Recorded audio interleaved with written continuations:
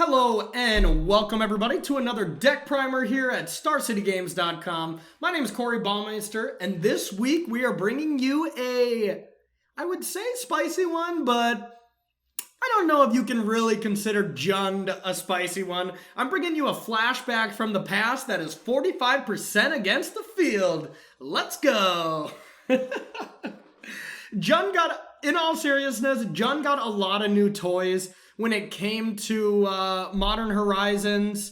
When it came to the impact Modern Horizons is having on the metagame here, Wrenn and 6 and Seasoned Pyromancers, as well as Weather the Storm and Collector here are all, and Plague Engineer. There actually is a lot of new toys here. The main ones are Seasoned Pyromancer and Wrenn and 6. I want to talk a little bit about the impact that they have here. Wrenn and 6 is excellent, like being able to shut down X1s in the form of Noble Hire, Champion of the Parish, Infect, Elves, all these decks that can go super wide on you, while still being able to get back sack lands to make sure that you always hit your land drops, as well as just win the game. I mean, this card still has an ultimate that says win the game at some point. We have enough spells in our deck that it becomes very insane, and like retracing Culligan's command repeatedly. I did that one match. It's just insane. So the versatility of Wrenn and 6 is very nice, as well as just a 2-mana Planeswalker. 2-mana Planeswalkers are insane. And it's kind of crazy that they even print 2-mana Planeswalkers. They're just too good. I don't know. This deck maybe should just play more of them. Our other new addition is Seasoned Pyromancer. Whenever this enters, you discard 2 cards, draw 2 cards, put 2 1/1 red elementals into play if you discard a non-land. If not, just it gets you filter out cards, so it's great if you're flooding. It's also very good because Jund has a lot of cards that are really good in certain matchups, but dead in other matchups. It's a deck that's constantly prepared for everything, but not great against any one thing. That's why I like to call it 45% Jund, because it doesn't really have a good matchup. It's just very spread throughout the field. But this card does allow you to get rid of some of these cards that aren't so good in certain matchups, like discarding Fatal Push against Tron, or discarding Thought Seizes against Mono Red Burn. Stuff like this does come up a decent amount of times. And being able to have that ability to bring it back from your graveyard is relevant sometimes. Now remember, this is Modern, so 5 mana to bring back at instant speed 2 1/1s. Usually not powerful enough to do it, but on back of all the other creatures and removal and stuff like that, it can be the swing that you need late in the game. So let's get to the individual card choices here with Jund Midrange. As far as the mana base, hasn't changed a lot. We have 1 new land from Modern Horizon to draw a card, and I can easily see upping that number, or maybe even putting some cycle lands in here with Wrenn and 6. I always felt like whenever I drew this land with Wrenn and 6, it was amazing, but otherwise Wrenn and 6 was just okay when they didn't have X1. So moving forward, I would definitely go up to 3 total lands that can draw me a card to be able to interact profitably and awesomely with Wrenn and 6. All right, so we'll move on to the 1-drops here. We got 2 Fatal Pushes. In a Hogak world and decks trying to answer it, there's a lot more focus on graveyards versus focus on individual creatures right now. With the rise of Jund coming back up, winning, Modern MCQ 2 weekends ago, I can see maybe these numbers wanting to go up a little bit. But for now, we're at 2. And we have 4 Inquisitions and 2 Thought Seizes here. Modern is a format where everything is happening early, and this deck deals a lot of damage to itself. So I have liked the change from Inquisition to Thoughtseize. Usually it's 4 Thoughtseize and 2 Inquisitions.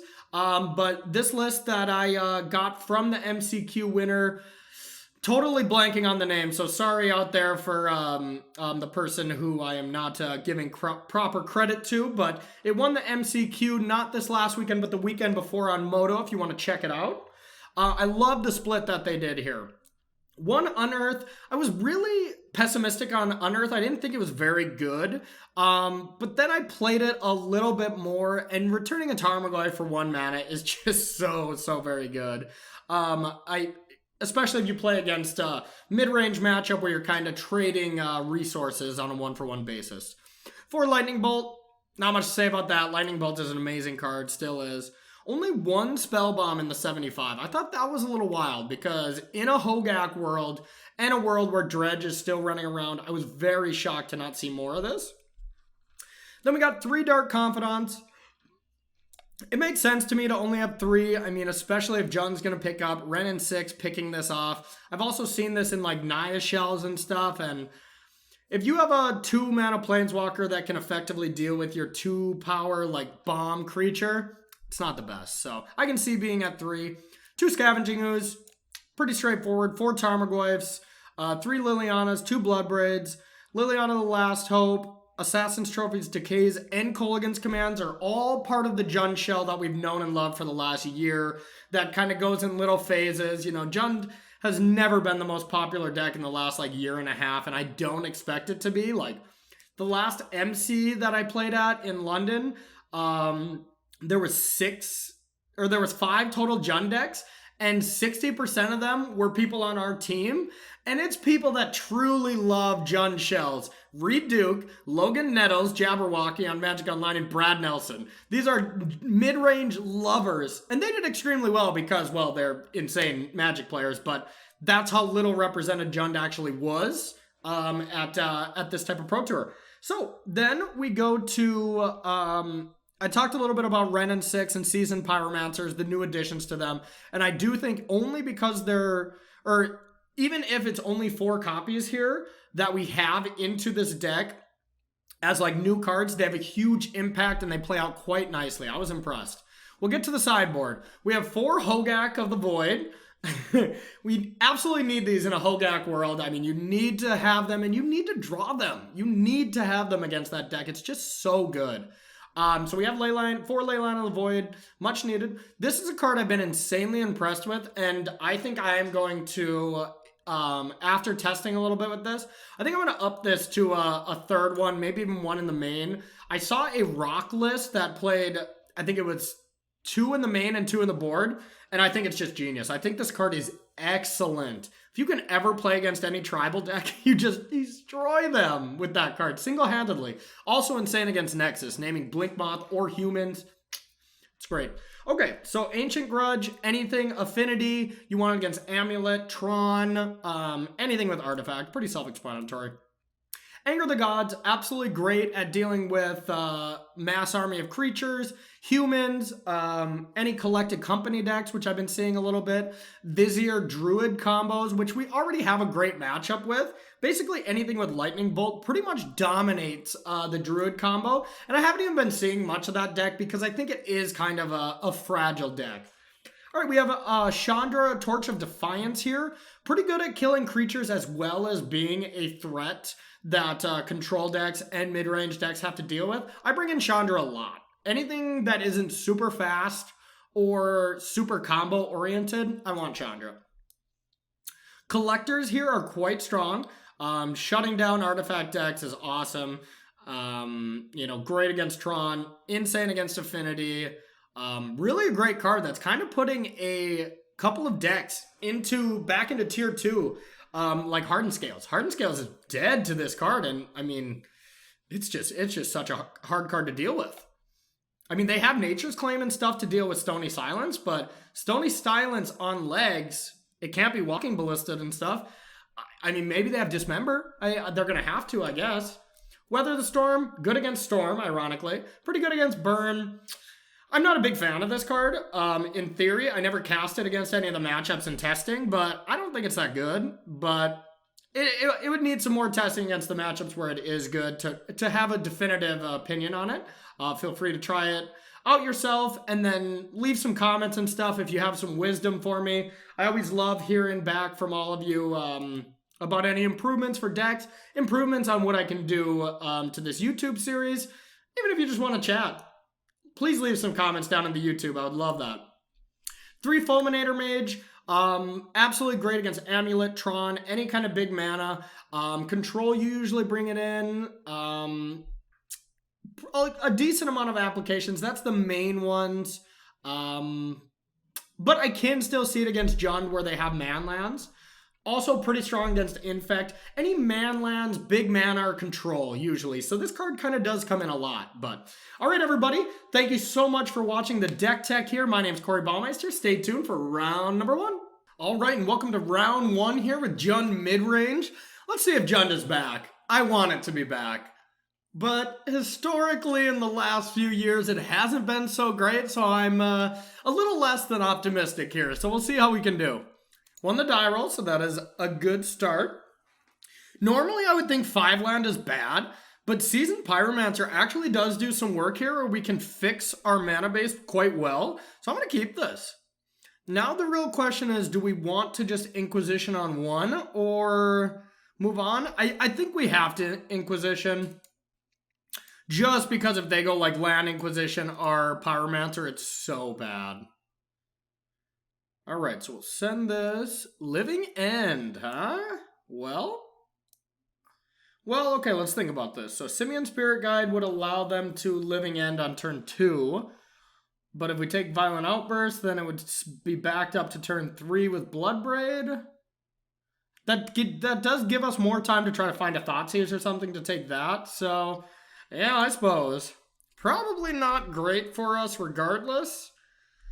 Living End seems like it could be kind of tough. But we could hedge on this a little bit and discard something to Seasoned Pyromancer. If we draw something, of course. Alright, so we'll ship it back here. Now we're either going to go for Blood Crypt or Stomping Ground just for the other source of red. Yeah, Living End could be a really tough matchup. They just can deal with all our good creatures and still getting back some of their medium-ish creatures, but I mean, Fatal Push doesn't line up very well against them. Assassin's Trophying out or Horror of the Broken Lands and stuff like that isn't usually a good exchange, so I anticipate this being a little rough. We do have those 4 ley lines in the board, which are going to be huge. I think we'll go with Stomping Ground. All right, now at least we can get rid of... Ooh! It's probably better to do that. Well, right now it's only 2 creatures coming back, but Bloodbraid Elf would help as well. Yeah, all right. Let's fire it off. Let's see what they want to do. So they have Simian Spirit Guide. All right, well, let's take Bloodbraid here. Not too shabby. All right, we'll play this land and we'll say go. Now, at least, like I said, we can discard 2 lands, maybe hit another Hand Disruption spell, or maybe even like draw a Tarmogoyf and be able to discard that, so that if Living End does go off, we can at least have the biggest creature. Okay, now we're in trouble. So that is a lot of creatures in there. If they come back this turn, we're in trouble. Plain and simple. Yeah, we're just both doing Jund stuff, except our opponent just has this kind of I win card. Luckily, I think they had 2 Living Ends in hand. Oh, here we go.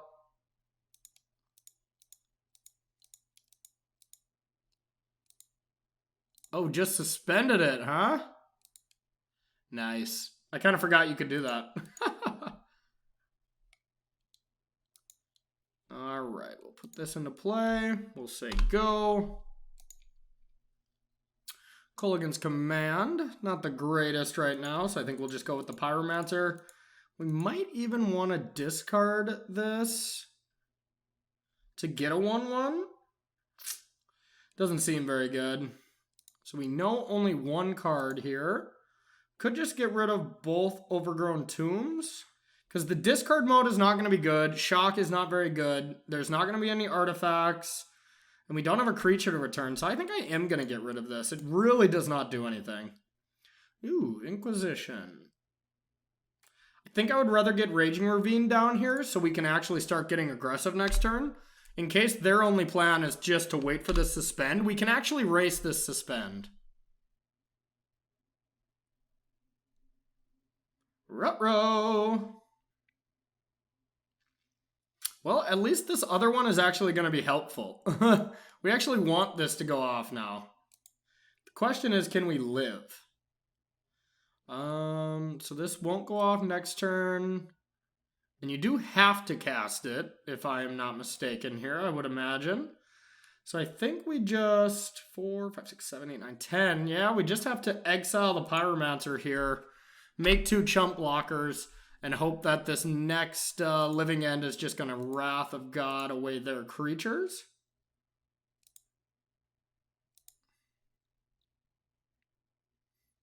All right.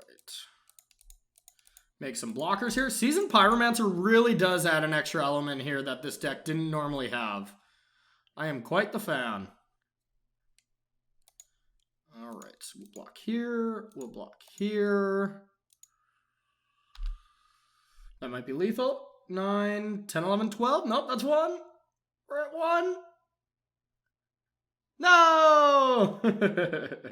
Okay, game 2.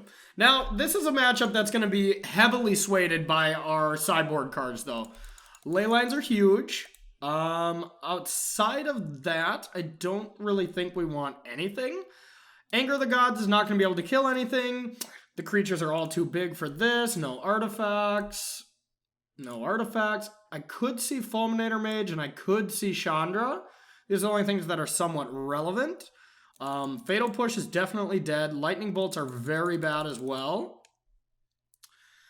They just really don't serve a purpose. Abrupt Decay is also pretty bad. Same with Culligan's Command. Everything else is pretty reasonable. Liliana is not very good, but filling up our graveyard is okay. I think we go like this. Fulminator is really not good, so maybe Lightning Bolt is better. On the play, we could. I guess if we Fulminator and we sacrifice something, then they living end, we can bring it back. I think that is actually relevant enough to make it work here. So I think every one of these cards in our sideboard is pretty bad in the matchup. The only thing is some amount of Lightning Bolts to have a little bit of reach could be reasonable. So maybe... No, I think that is reasonable as well. I think we're just going to keep it like this, everyone. Let's give it a shot. All right, game 2 against Living End. Let's see if we can draw some hate cards. This is a great hand. Keep. I would like to perform some pregame actions, if you don't mind, Mr. White Owl 7. I would like to perform this. And now we can strip the hate cards here.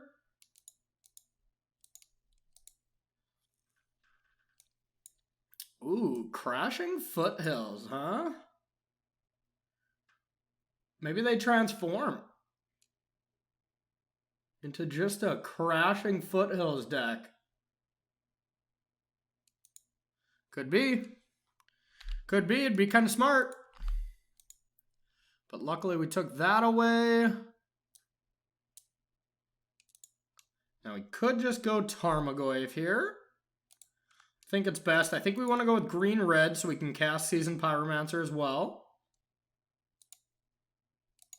Tarmogoyf unfortunately doesn't get huge because everything we strip from their hand, Leyline is obviously countered by it. Okay, so this is gone. Cliffs is gone.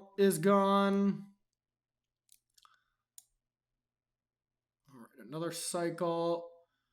Next turn, we're going to have to face whatever Demonic Dread has to offer. It could just be Crashing Foothills. We really don't know.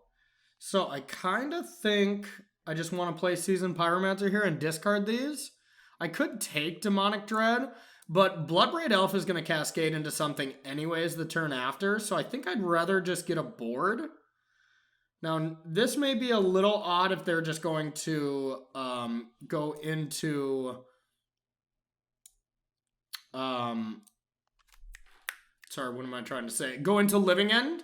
If we just get Living End next turn, it feels a little worse, but it's not like they're bringing anything back as far as Living End, so I'm kind of thinking they transformed into just Crashing Footfalls, which is pretty cool. All right, so I guess we can just go for green. Oh, no, we need a black source in case we top deck Liliana. So, all right, we're going to go like this. Do some Pyromancer stuff.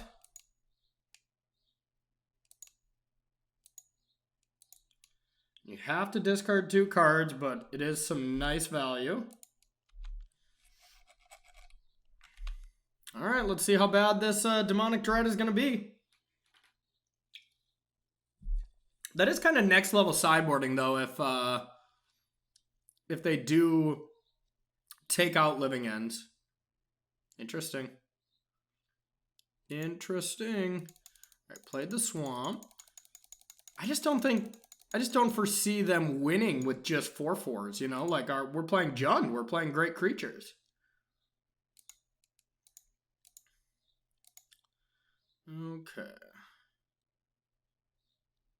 Guess we take Bloodbraid.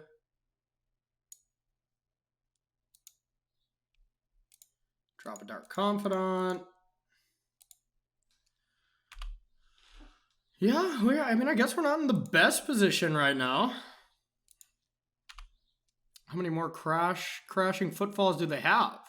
That's the real question. So we took the Bloodbraid. So we can block 1 like this. And maybe just take the other one? That seems kind of bad, especially if they put in more rhinos here. Isn't a creature in the graveyard here, so I got a plan here. We'll see if this works. 4, 5.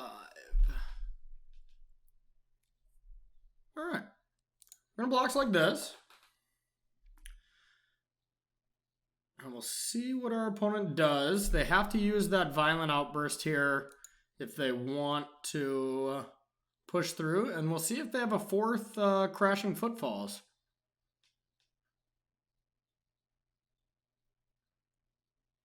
They do. All right. Well, we are going to be dead. That transitional sideboard plan was great.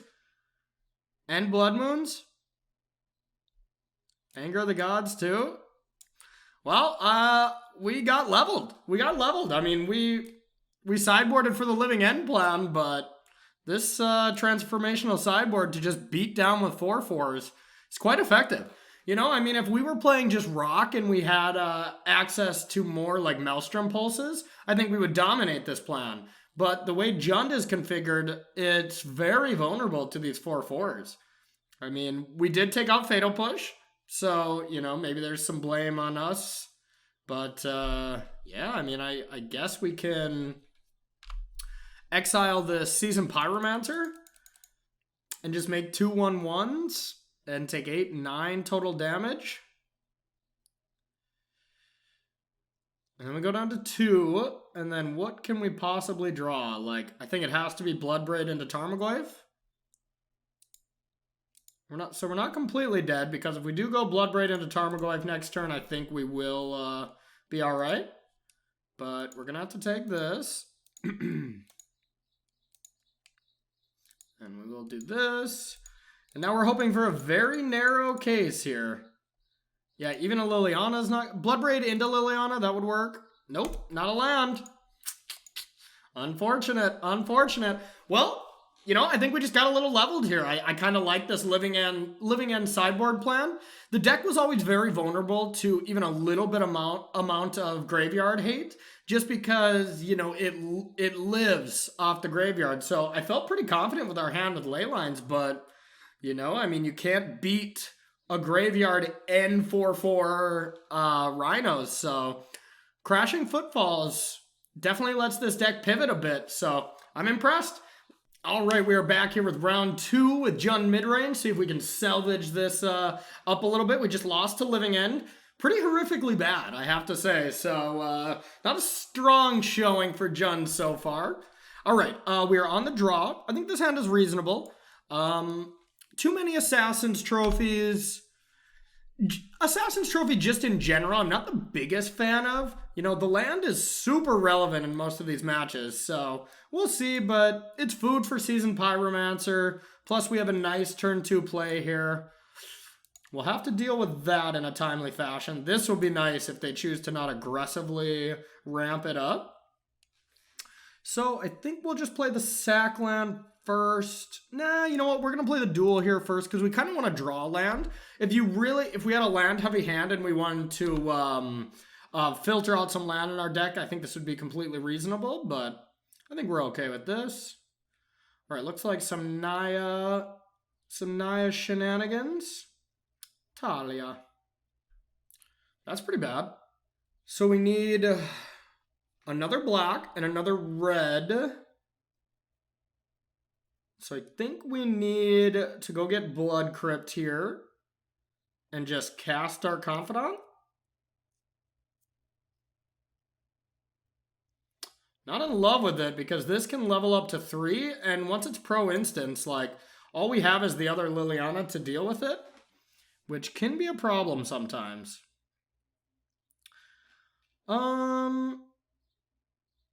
We can always get Blood Crypt later as well. We would have to get Mountain then if we want to have access to cast anything next turn. I think we're just going to get Blood Crypt.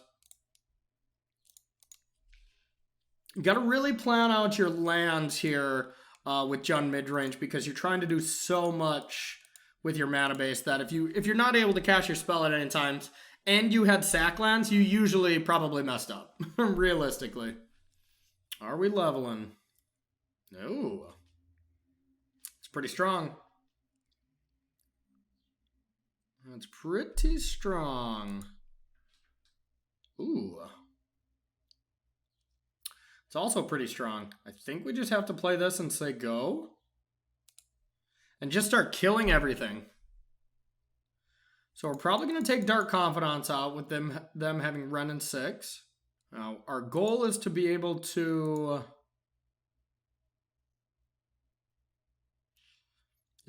play Liliana next turn. I think we just have to take this. Because we can't allow them to go second main phase, level up 3 times. So we have to be able to react to Hexdrinker before it gets to level 3. So what we're really hoping here is, that they just play like a creature that we can kill. And then we top deck a land so we can go Liliana and Fatal Push more than likely is what we're going to need. Yep. That's quite good. And another Hexdrinker. So we don't need green, we don't need black, but we do need red. But red doesn't allow us to cast some of this stuff, so I think we just have to go with green. Because we can't really afford to take 2 right now. So we're going to get a forest. We're going to go to end step here in Abrupt Decay Thalia. Okay. Land. Oh yeah, sack Ranger Vios. That would be so great. Please. Do our work for us. Because then we just get to respond with Fatal Push and Assassin's Trophy. It would be so good for us. Or we just do nothing and then go to their turn and destroy stuff. Okay. So that was a great draw. I think we're going to go Liliana. We're going to go to 5. This could put us to 2. And then we could actually kill us. Okay, so we have this board under control, but not by much. All right, so we can actually Fatal Push Ranger Captain if we needed to as well. Ooh, that's a good combo. So we definitely have to get Ren and 6 out of there. Ren and 6 will just give inevitability here. So we're going to try to get him in a trap here.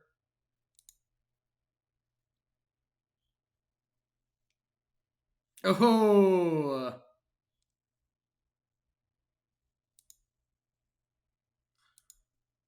Oh, that's pretty cute. Yeah, okay, we're dead. I guess we needed to sack that sack land.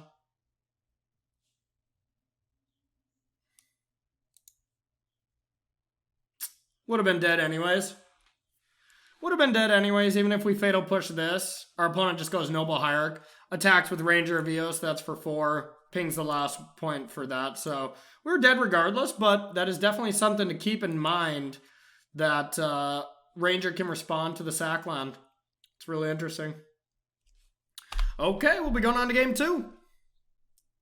So far, Jund has not impressed me. Not impressed me. It just feels like such a mopey mid-range deck in a format where there's just so much power. You know, so this would not be something that I would like. Like, what I really liked is like the mono-red Phoenix deck that we played. It has power, it's fast, it's low to the ground. It's not susceptible to graveyard hate very much. Or like Hogak, I mean, is insanely powerful. Maybe something like Cheerio. These decks that are like really low to the ground linear decks, I feel are just much better in Modern right now, but maybe this is just a small sample size and we just haven't been having our optimal draws. All right, so I think Plague Engineer actually seems pretty strong. Getting whatever creature type Hex Drinker is. I'll have to look that up if the time comes. Yeah, new cards for me as much as new cards for all of you. So we're going to take that out. What else don't we want? So I kind of don't think we want Dark Confidant. If Ren and 6 is out there to ping, we do not want to be giving away that that free value, so to speak. Well, we can do Anger of the Gods to kind of clean up a little bit here. Maybe Fulminator Mage, but Fulminator Mage doesn't seem that good either. I think these are the cards I want in the sideboard. This looks pretty strong. Lightning Bolt actually seems insanely good against them. Yeah, we're going to submit this. I do love that this Jund deck now has 4 Planeswalkers in the deck right now. That's just beautiful.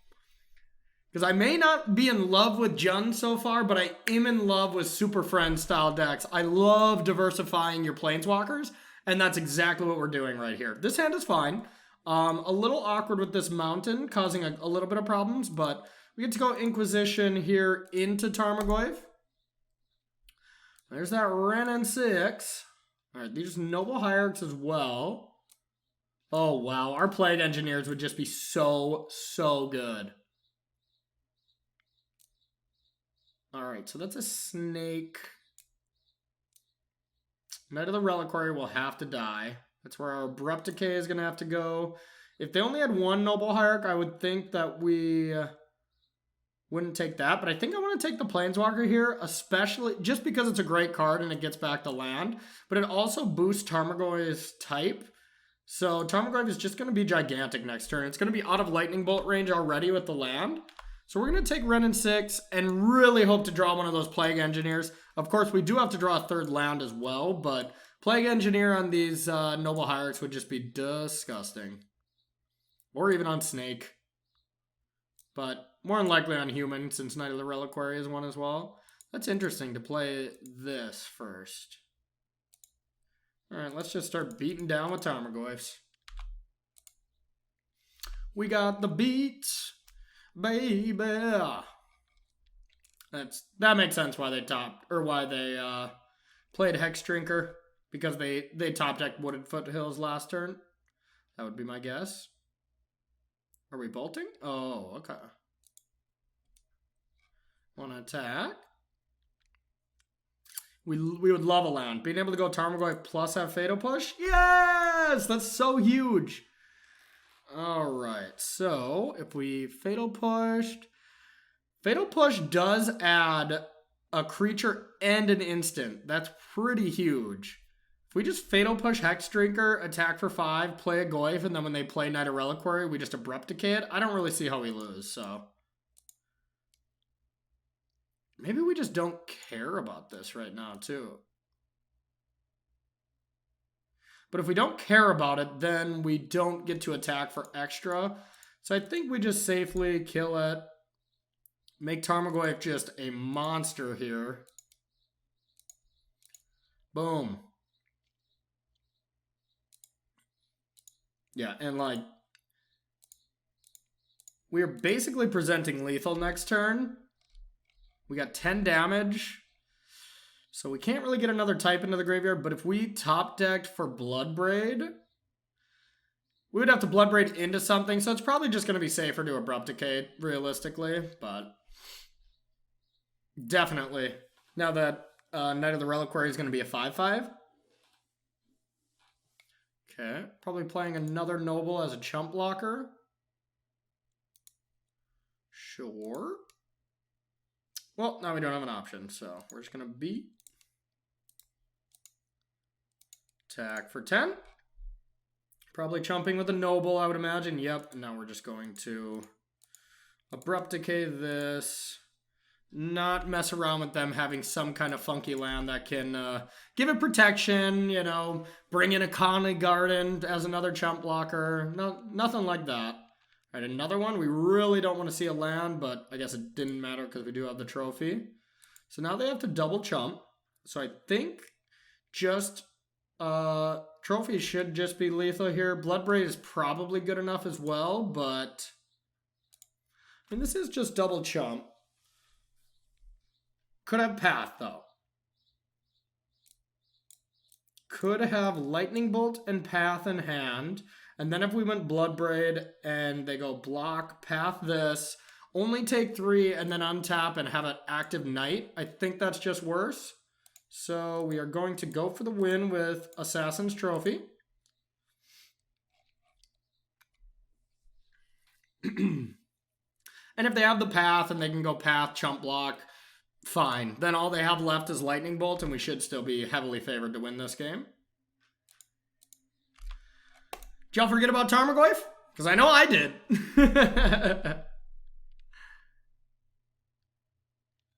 Is this a path? Oh, they had it. Well, thank God we didn't do the Bloodbraid play. Could have worked out really poorly for us. So now all they have is Lightning Bolt, which does answer Bloodbraid.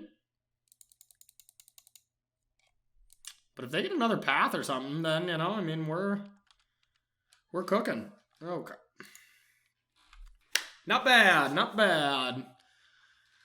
Any other changes we think? Their mana base does look a little fragile, so Fulminator Mage might be okay, but I'm still on agreement here with the Dark Confidant staying out. Now none of our creatures died to a +1 or a -1 from Ren and 6, which is kind of new, the new hotness. Since it won the MCQ, not last weekend, but the weekend before. I'm still liking Anger, and I still think these Plague Engineers are going to be great if we can draw them on time. So we're just going to resubmit. Click right back. All right, let's do this. Let's do this. This hand is not very good. I think 5 lands is just too many. Our only interaction being Assassin's Trophy on 2. And then Liliana, where if they play multiple creatures, Liliana's basically a dead card. I'm going to mulligan this. It's close, but I think we have to have patience. I think this hand is much better too, so. Do we need a third Goyf? Is the real question. So we're going to have land, instant, creature in the graveyard. So they are going to be 3/4s. Is 3 Goyfs bad? I don't think so. I think Goyf is one of the better cards against them. Let's try it. Let's just have a Tarmogoyf party.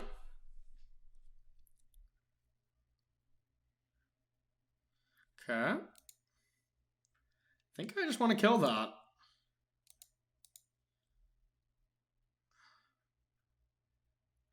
think we can go red-black.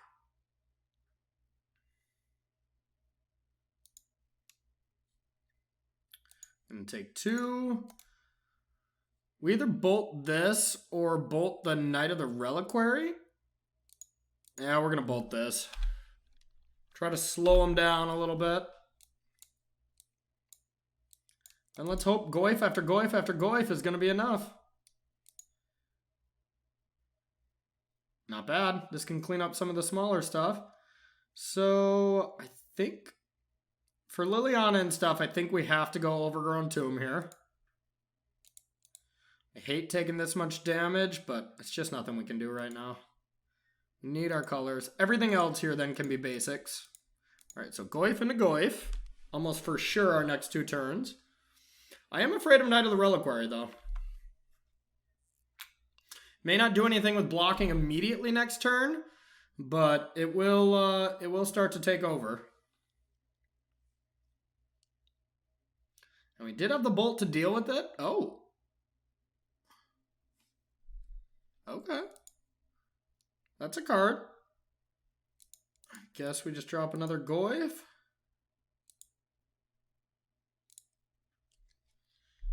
So we don't have sorcery in the graveyard, so we could Anger the Gods to boost these Tarmogoyfs over the Gruul Spellbreaker if need be. Okay, well now Anger the Gods is actually looking pretty strong.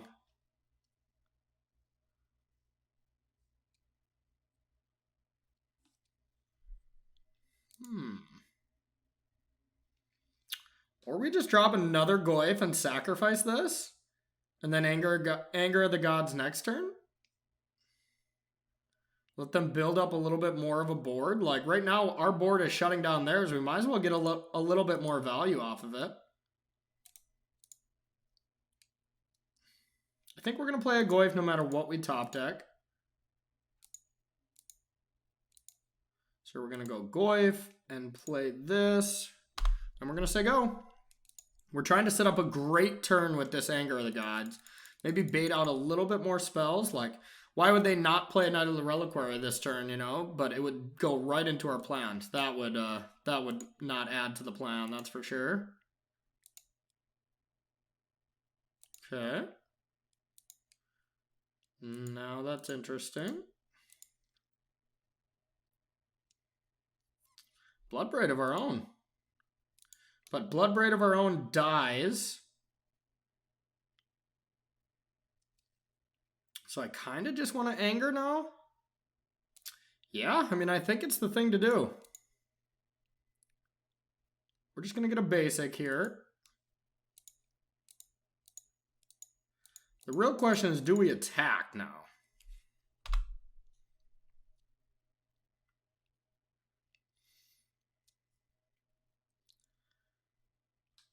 Because now we have 4 or 5. Depends on how many lightning bolts they have too. Yeah, this could be a little rough if they have multiple bolts.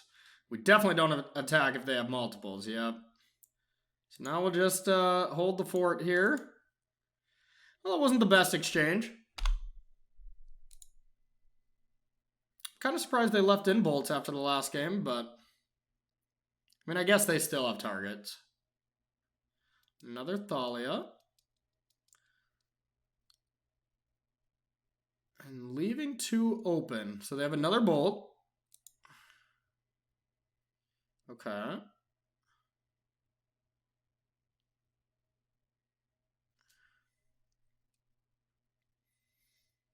think we have to go take 2 Bloodbraid just in case we hit a non-creature spell. We need to be able to cast it.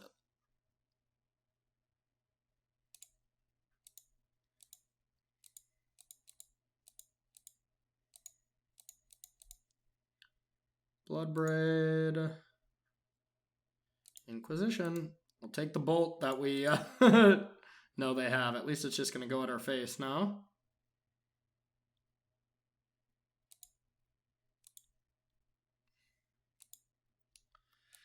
Okay.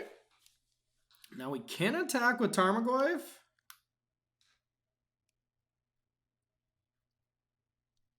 Right, if we attack with Tarmogoyf, they fall to 10 because they're not going to block, and then they can attack back for 6, though. It's not worth it. We got to stay back on D. We had to take too much pain for our lands. Maybe that was a little too aggressive.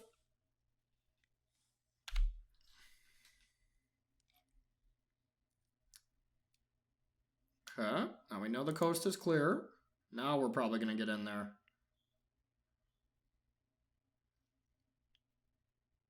Can get in there with Raging Ravine and Goyf.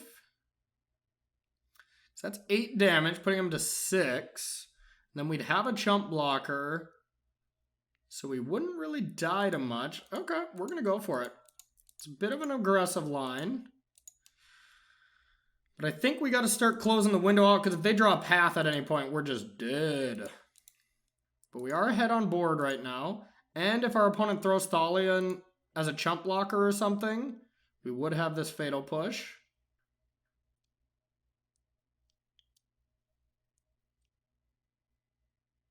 Okay.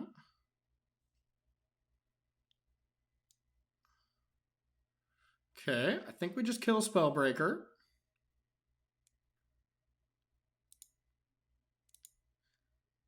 We don't care too much about the Thalia.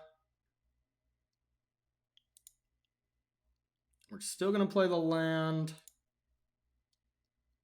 We could hedge and leave it back just in case we hit Seasoned Pyromancer. But I think it's important to have the land right now. Just in case we draw a land, we can go Fatal Push the Thalia and attack with Raging Ravine. Alright. One brick, one brick. I will take two if you're offering. So we only have 8 coming back. So we can't kill this turn, so we're probably going to play conservatively. Or maybe not. So we go to 6. Kill Thalia. Attack with Raging Ravine. And then we have 2 lethal threats. This is putting us vulnerable to double bolt. Oh wait, they've already used 3, so that would be unlucky. Or impossible. Let's do it.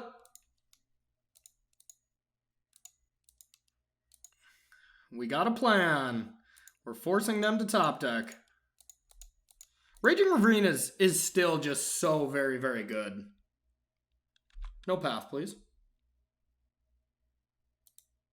Please, no path. Please, no path. Please, no path. Hooray! No. Okay, that's fine. Yay!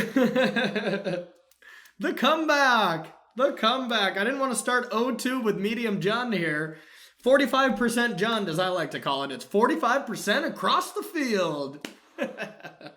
All right, everybody. We're 1-1 with Jund Midrange here. A little bit of upgrades from Modern Horizon 1. Let's see if we can finish strong and pull out the 2-1, or if we have to settle for a 1-2. Stay tuned for the third and final round. All right, we are back here with our third and final round here with 45% Jund. Why do I say 45%, you may ask, if you're just tuning in now? Because I feel that Jund is 45% against the metagame. Why would anybody want to be 45% against the metagame when they're playing a Modern tournament? Beats me, no clue, but I'm trying it out to see how it feels. That's the bottom line. All right, all joking aside, we are going first here, so this is nice. All right, we got the Mire for the green source. Yeah, everything's great here. We're going to keep this. We're going to get Overgrown Tomb. Yep.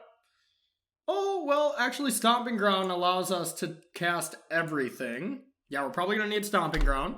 For Seasoned Pyromancer, and basically what I've noticed about Jund so far is you just have to be able to cast all your spells, and you have double red, and you have double black. So that's what you need by turn 3. Is what I've been leaning on here. All right, so we're going to go with Stomping Ground. We're going to put this into play tapped. Now, I mean, we could just be dead next turn if we don't go to kill that, but I'm kind of thinking we just take the risk. I think we're going to take the risk. We could just be dead, like I said, if they go Scale Up plus another pump spell. But if not, Dark Confidant gaining a bunch of value and then just kill everything from here on out. That's okay. All right. Ooh, I guess we can just block. Blocking's probably pretty good. I'm a fan. All we want to do is just control their resources, so... All right, we're going to put Cliffs into play because it will not be untapped any other time. So now... This is an artifact, right? Yeah, okay. We are going to just say go. Now we're going to have Abrupt Decay and Kolaghan's Command. I'd like to return Dark Confidant, but we'll see if our opponent animates. Okay. And we could just Abrupt Decay. Nah, I don't like that. We're just going to go... We're going to return Dark Confidant and try to kill Blighted Agent.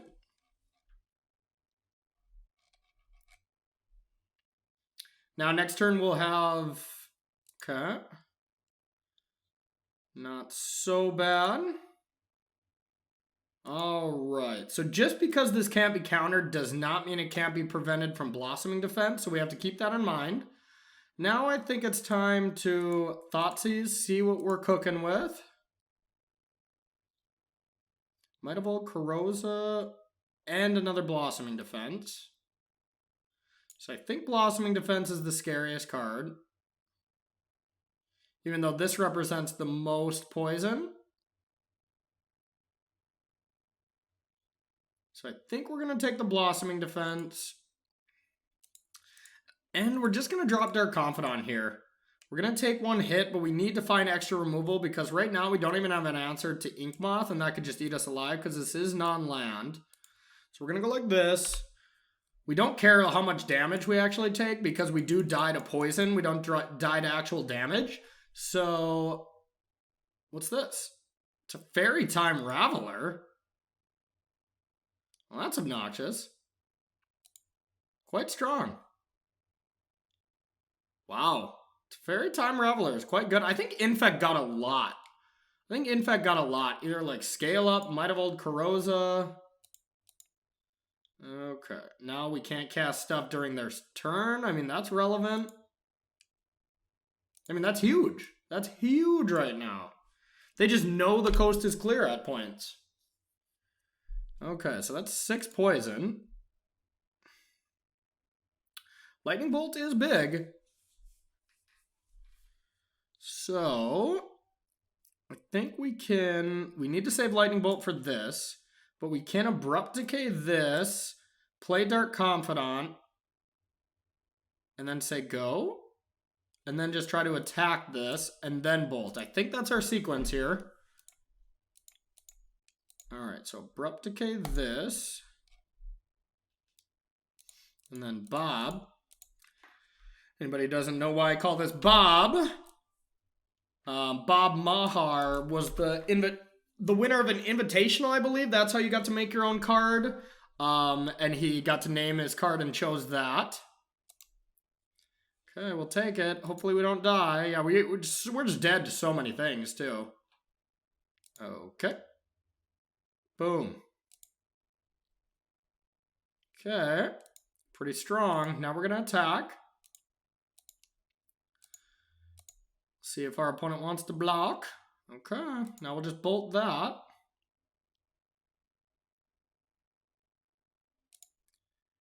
Now we'll just bolt to Fairy.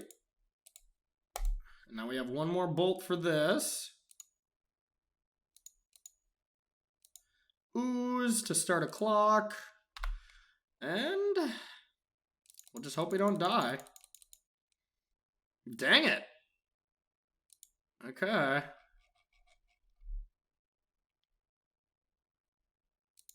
Hopefully no land for Inkmoth.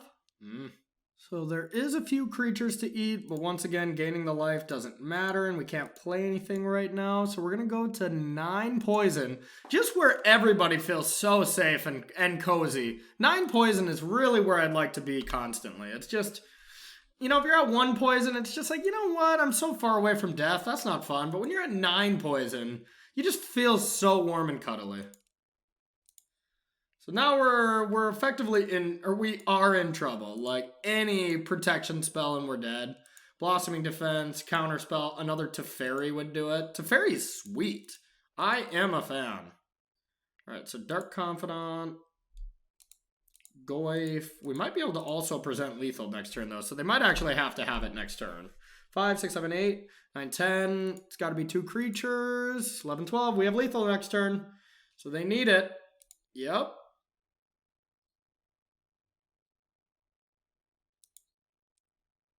Is there any point to do it later? Might as well have them attack. See if we're dead. One time, work. Yeah! The crowd goes wild! And they'll have to block with that, though. That's the nice thing. So we are presenting lethal here, so that has to be chump blocked. So we should have a huge advantage here. So that's 9, 10, 11. And if we draw a removal spell, we just win. That probably counts. Boom! Infect. I think I would assume Jund has a good Infect matchup. I mean, we are just doing so much to kill. Plague Engineers are going to be nice. Like, sure, you can pump your creatures, but if they're already dead... Should we bring in Weather the Storm? Gain some life? Try to get out of range? Alright, we're going to bring in anything that says kill creatures. Fulminators kill Ink Moth Nexuses, which is huge. So does Grudge, but this is a proactive way to do it while it's still a land. Wrenn and 6 is probably quite good against him as well. So now we just take out stuff that is bad. Expert sideboarding opinion, or expert siding advice from Corey here. Take out stuff that is bad. Big brain stuff. Okay. All seriousness here. What don't we want? Scavenging Ooze is pretty bad. Tarmogoyf's okay because it's a good clock. Seasoned Pyromancer I think costs too much. We need to lower our curve a little bit. I like these. I love Liliana Last Hope. Liliana the Veils are pretty good too. Plague Engineers I think are going to be excellent. Assassin's Trophy is something I think is a little worse. I like all the hand disruption. I like all the early removal. Unearth is probably not very good. Same with Spellbomb. So I basically like this configuration. Now we just have one card to take out. And we probably want to do it for curve purposes. I bet Chandra is not that good. Chandra's just probably doesn't really belong here. But I like this. This looks good. Every card either rips apart the hand, rips apart our opponent's creatures, or gives us card advantage with Dark Confidant, or kills him with Tarmogoyf. So I think this is what we want to be doing. All these cards seem quite weak up here. Let's go. Hopefully we can win this last round, and 45% Jund can become 66.66 repeating Jund. That's a mouthful. We got to mulligan this. I mean, the hand's great with one more land, but definitely reasonable. Dark Confidant is excellent against him. And they're down to 5. I think I'm going to bottom this. We want to be drawing Disruption. And Dark Confidant will draw us into creatures and stuff. That might be a bit of an aggressive bottom because a Tarmogoyf's pretty good in our hands, but okay. Inquisition to take any shenanigans out of here. So no land. And a Nissa, huh? Whoa. Alright, our opponent's hand is horrendous. What is the least horrendous? Glistener Elf is maybe good? Wow, this hand is so... You know this is a tough Inquisition when you're just like, God, I mean, can I just take the card back? Not take anything right now? If they go land, and can Teferi Time Reveler my Dark Confidant, I mean, I think that sucks for us, so... But Nissa, Voice of Zendikar is pretty good as well. But I think if they don't draw land for Nissa, it's not going to be good enough. But I think Teferi is just a great card in the Infect deck. Like, the static ability is so good for it.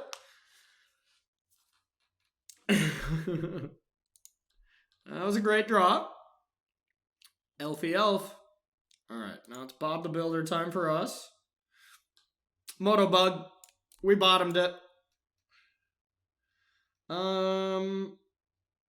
Red. We took the Pyromancers out, so we don't need that. I do want to sack this to thin it out because we don't want land now. So I think we're going to go with green-red. Stomping Ground. We're still going to play Dark Confidant. We want to find Disruption. Just attack for 2, please. Thank you. Thank you. We'll take it. Happily take. Boo. Not bad.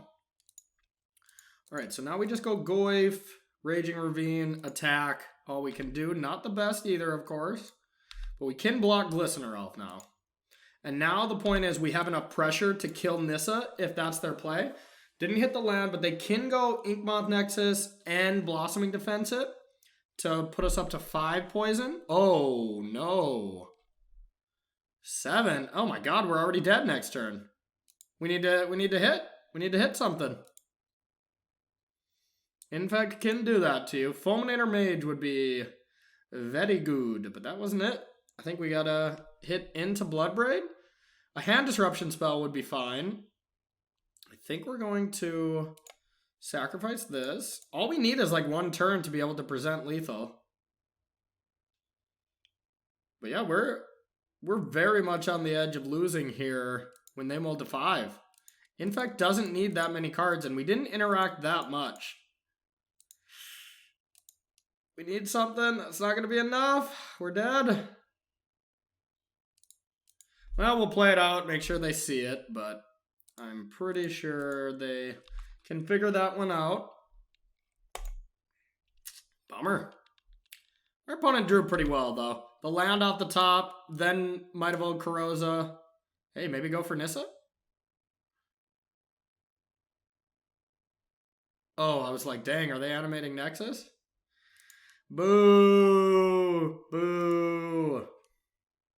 Alright, what can you do? What can you do?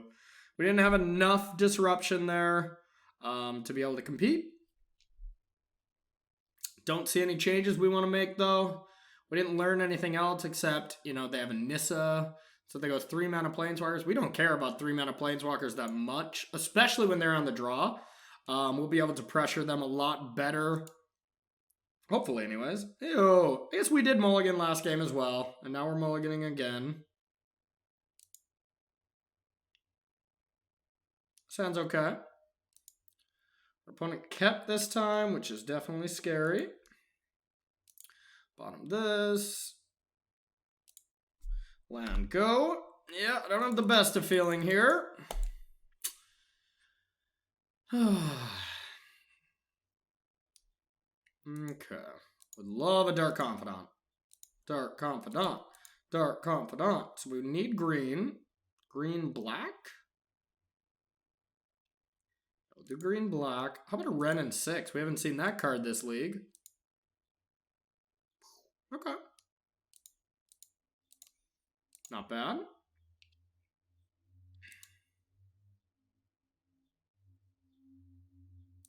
If this is a 4 spike, we're going to feel silly. Spell Pierce is acceptable. Okay.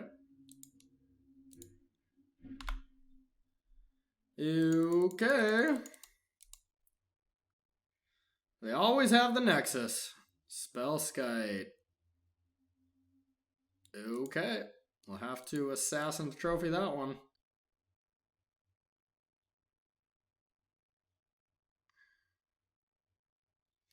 So we want access to, I guess, Stomping Ground. Yeah, that's fine. How about a Liliana of the Veil? Liliana of the Veil would be nice. Boom. It's pretty strong, actually. So that would shut down this.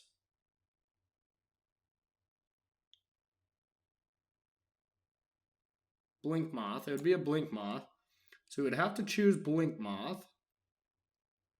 Seems strong. I think we just do that.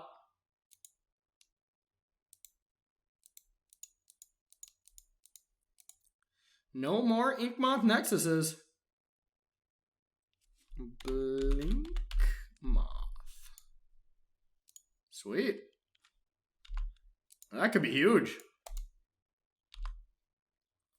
And it can attack through Spellskite.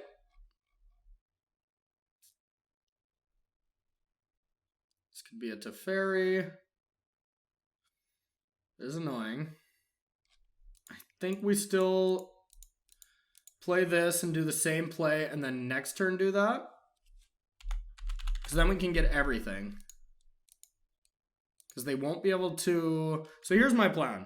So we want to do this to lock down that so they can't animate. And then next turn we Liliana the Veil, make them discard Spellscape, and then attack Teferi, which will be at 2. That makes it a little tougher, of course. That's pretty good.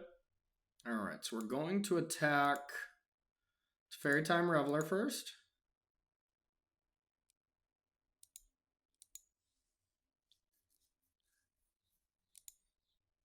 Love it. Okay, so now green, red, Ren and 6. Try to kill this. And now we can't respond with Lightning Bolt, unfortunately. So if they have the kill, what can we do? We could Lightning Bolt to Fairy here.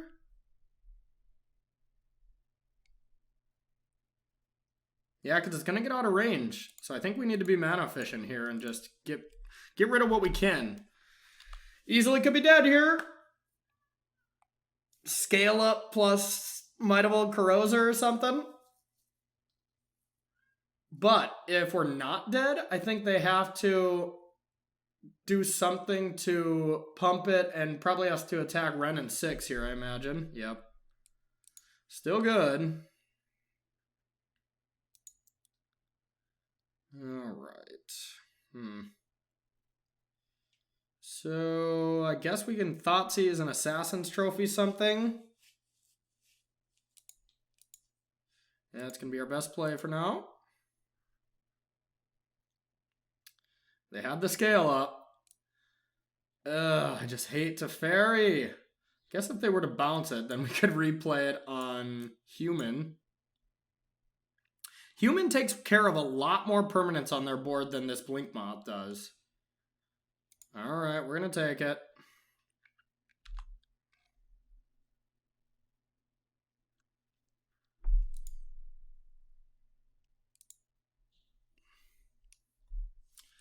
Alright. I think we just let this go. Maybe we just kill Ink Moth now. Because then our opponent can't really bounce this. That would be quite foolish. So they could tick up to 5. I think, alright. Alright, we're going to Assassin's Trophy for a couple reasons here. We're going to hope we get a land for Bloodbraid, and then we can attack Teferi for 5 if they bounce it. Or if they do decide to bounce it and then play Blighted Agent, then, well, they just absolutely horrifically made a mistake. But I'm guessing they're just going to tick up. What? Oh, they just draw for nothing? Okay, that makes sense.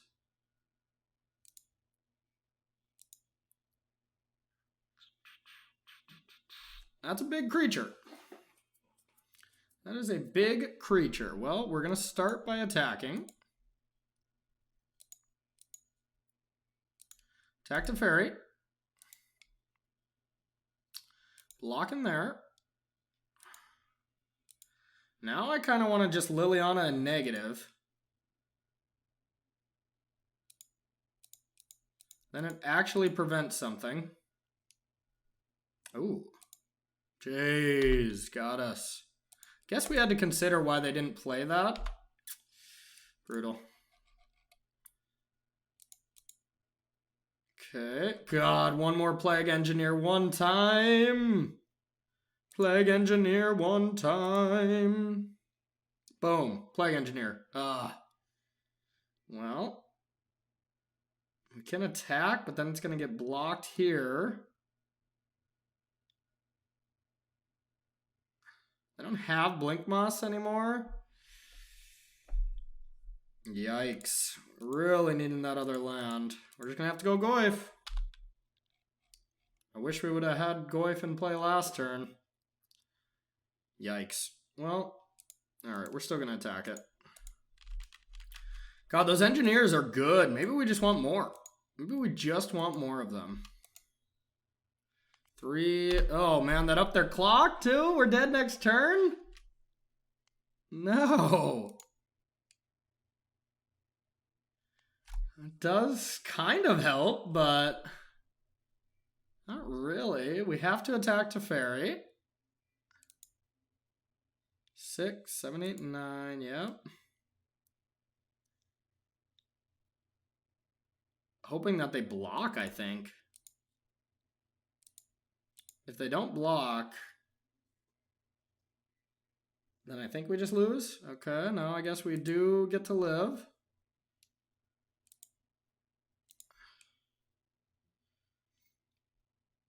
I think we live by killing Blighted Agent. Since we can't respond, we have to deal with the creature. Now they can negative to fairy on Tarmogoyf. Like, we're just done. We need to really get lucky that we don't die this turn, and then Bloodbraid into something. Oh, interesting that they didn't go for it. Okay, Plague Engineer one time off this Bloodbraid. We need to hit the land into Plague Engineer. Oh, God. We have to hope for the same thing. Hope they block again. Except this time they block with... Is there any creatures in the yard? Oh, that doesn't matter. This time we have to hope they block with Blighted Agent. Yeah, now we're dead. Lame. Lame. I feel like if we could have timed this a little better, I think we would have been okay. Or there was one spot where we could have looked a little deeper into why they didn't cast their Blighted Agent when that was the only card in their hand. And it, you know, obviously was because they spell pierced, but they spell pierced are, I can't remember what, but we could have played Tarmogoyf instead. So maybe that was, maybe we should have looked a little bit deeper into why they did that. I don't know. This one felt bad to lose, but I mean, I'm definitely, we're back to 45% Jund though, you know, so that makes sense. Yeah, we can't do anything. Bummer. Oh well, I guess we'll have to settle for a 1-2 this week.